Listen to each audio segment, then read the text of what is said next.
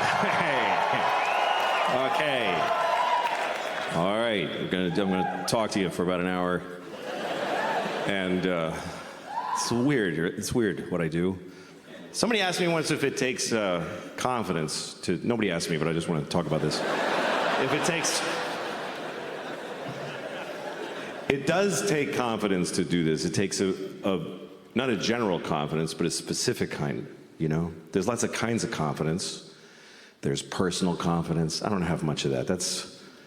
Personal confidence is like a man wearing white pants. That takes, you know, tremendous confidence and optimism, really. To leave the house in white pants like it's gonna be a great day. There's gonna be no puddles or pizza, nothing. I could never wear white pants because I'll get my period, first of all, I know that. Or diarrhea, more likely. That's really my period. Diarrhea. About once a month, I'm like, oh, fuck, here we go. Better just get home. And don't make any big decisions today. It's true, don't make, you know, if you have diarrhea, don't like negotiate. It's a bad bargaining position. If I have diarrhea, you stand between me and the toilet, I'll sell you my house for 10 cents.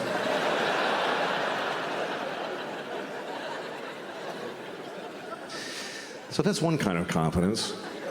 Moral confidence. That means knowing that you would do the right thing, knowing that you wouldn't do something wrong. Moral confidence. You can have that in your daily life because a lot of your days are the same.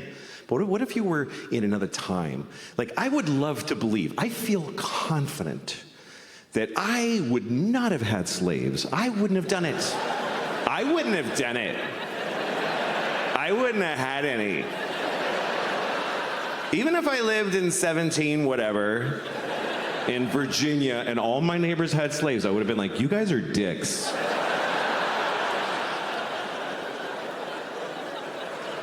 I can say that, but it's easy to say that now, because you can't get no slaves. You just can't get any. That's why you don't have slaves. It's not because you're better than back then people. It's because they're not available. That's a huge contributing factor. It's not a decision you need to make every day, like you're crying your groceries, but oh, fuck, maybe I should, I don't know, I better not, but geez, it would be easier. Because they're not there. It's not like they have slaves at Home Depot. I mean, they kind of do. But, yeah. There are some forms of kind of slavery. You can get a Russian woman to do whatever you want because her family's hostage. That's one of them. But that's still temporary. I mean, you could adopt like a 12-year-old from Bangladesh and... I mean, really, he'll move into your house and do your laundry and suck your dick, whatever you want. But even he gets to leave when he's 18. Although, who wants them when they're that old? I'm just saying, excuse me, I'm just saying that slavery gets rebranded, but it doesn't really ever totally go away. I mean, it's been part of human history, going way back, slavery. Even the earliest civilizations in Mesopotamia, I don't know if I didn't go to college, I don't know anything. But the earliest images of human life already had the guys going, ugh, and the guy going, ah, primer, fucker. How early did we come up with this? Like from the beginning of human existence, we evolved, you know, through ideas. We were a scared, naked ape, and then we were like, make a fire, it's a good idea. Kill an animal and take his fur, it's a good idea.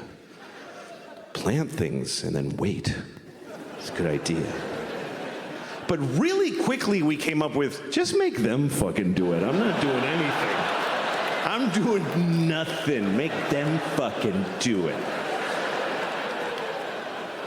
That was like our third thing we did on Earth.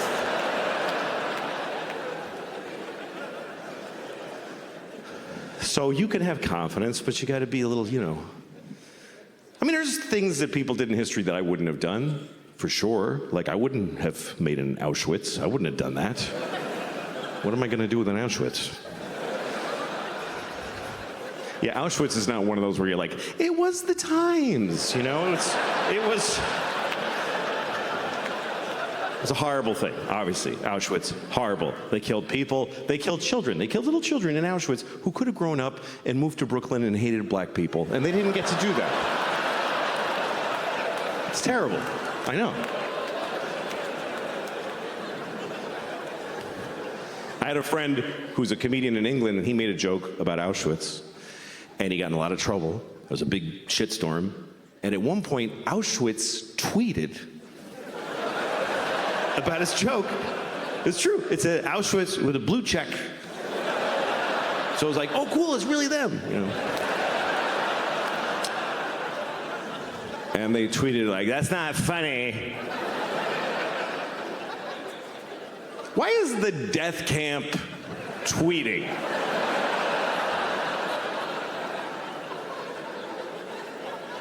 Who's running the social accounts at Auschwitz? I got a summer job at Auschwitz. I'm running their Twitter.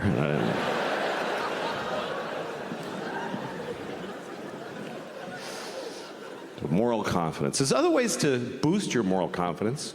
Like you can do good things. Or not. You can help people all the time. You can help homeless people. There's a lot of homeless people here. There's a shitload of homeless people here. I mean, not in here. There's none in here. There's zero in here. That's right. They can't come in here. Even with a ticket, they cannot come in here. They're not allowed in the places where we're allowed. That's what we all agree on. Everybody's like, I don't know what to do about the homeless, but they're not coming in here. They're not coming in here. They're outdoor people. They don't have,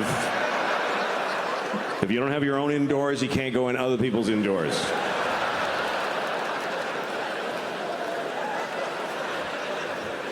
They can't go where we go. There's places where you'll never see a homeless person. Like the airport. There's no homeless people at the airport. You go to the bus station, they're on the bus beside you. But at the airport, they can't even get to it. They can't even get to it. You never seen a homeless person at the airport? You never been at your gate and some guy's like, hey man, I'm trying to get to Tokyo, can you help me out?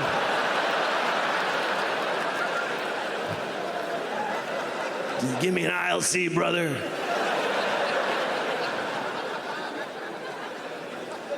And they're all over the country, everywhere now. I've been on tour, I've seen them everywhere. I was in Phoenix, and it was during the summer, 120 degrees. And homeless people are just standing at the intersection with a sign, and they're just cooking. You can't even tell what race he was before it burnt off. And he's holding a sign that says, help, I'm on fire. But you're like, you're in a white BMW, like, I can't, sorry. There's glass here. I can't help because of the glass.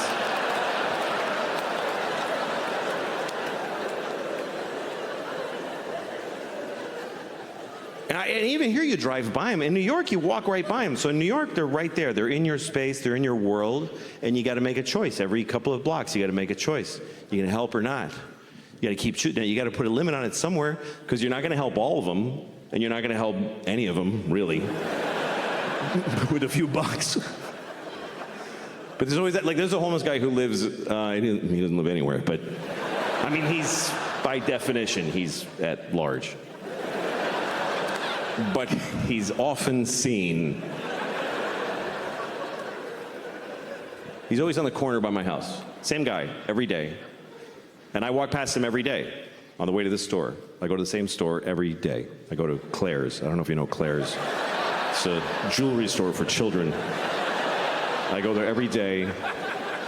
I buy a handful of scrunchies and I run home. Everything else I buy online. But anyway, when I walk by this homeless guy in the morning, he always goes, "Hey, man, can you help me out?" And I go, "Sure." I give him $5. Then I go to the store. 5 minutes later, I walk by, and he says, "Hey, man, can you..." He doesn't remember, which is fine, but I don't want to give him another $5, you know? Because I only have a few million. I don't know why. I don't know why. I clearly should. I don't know what makes me go, You had your $5, young man. What am I going to spoil him?